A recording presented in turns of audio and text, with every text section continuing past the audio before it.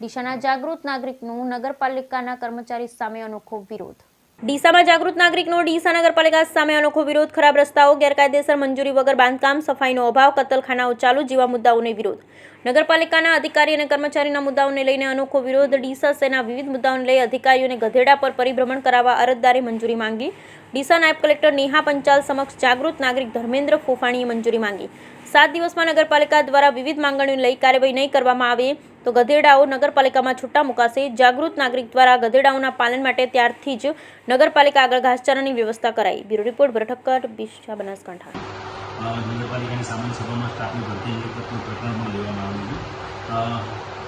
આ ઉપરાંત નગરપાલિકાના કેટલાક સ્ટાફની સામે તેઓની ફરિયાદ હતી તેમાં લક્ષમાં લેવાના છીએ અને જરૂર જણાય તેવા કર્મચારીઓ સામે કાર્યવાહી પણ હાથ ધરીશું।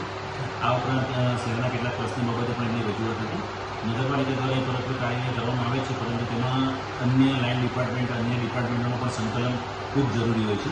આ વિશે પણ નગરપાલિકા દ્વારા એમને પણ કહેવામાં આવેલું છે અને અન્ય ડિપાર્ટમેન્ટની સહાય પણ મેળવવામાં આવી રહી છે અને નગરપાલિકાના જે વિષયો જણાવેલા છે એ વિષયો પ્રત્યે ચોક્કસપણે કાર્યવાહી કરશે તેમ તેઓને જણાવવામાં આવ્યું છે। ડીસામાં ગેરકાયદેસર બાંધકામો, દબાણો, રસ્તાની ખરાબ પરિસ્થિતિ, ગંદકી, કતલખાનાઓ, રખડતા ઢોરોના પ્રશ્નો, આ બધા પ્રશ્નોમાં હાઈકોર્ટના હુકમો હોવા છતાં, ટીઆરપી ઝોન જેવી ઘટનાઓ બનેલી હોવા છતાં ડીસા નગરપાલિકા દ્વારા કોઈ કાર્યવાહી કરવામાં આવતી નથી। આડેધડ ગેરકાયદેસર બાંધકામો ડીસા નગરપાલિકાના જવાબદાર અધિકારીઓની રહેમ નજર નીચે કરવામાં આવે છે। લોકો ખૂબ જ પરેશાન થઈ ગયા છે। આ પરિસ્થિતિમાં વારંવારની રજૂઆતો છતાં ડીસા નગરપાલિકા દ્વારા કોઈ પગલાં ભરાવવામાં આવતા ન હોય, નાયબ કલેક્ટરશ્રી પાસે આ ડીસા નગરપાલિકાના કર્મચારીઓ અને અધિકારીઓ જે જવાબદાર છે આ પરિસ્થિતિ માટે, એમને પૂરા ડીસા શહેરમાં ફેરવી અને ડીસા શહેરની પરિસ્થિતિ ગધેડા ઉપર બેસાડીને બતાવવા માટે અમે પરવાનગી માંગેલી છે અને આ જે ગેરકાયદેસર કામો થઈ રહ્યા છે એ અટકાવવાની જેની જવાબદારી છે એ પોતે અટકાવતા નથી।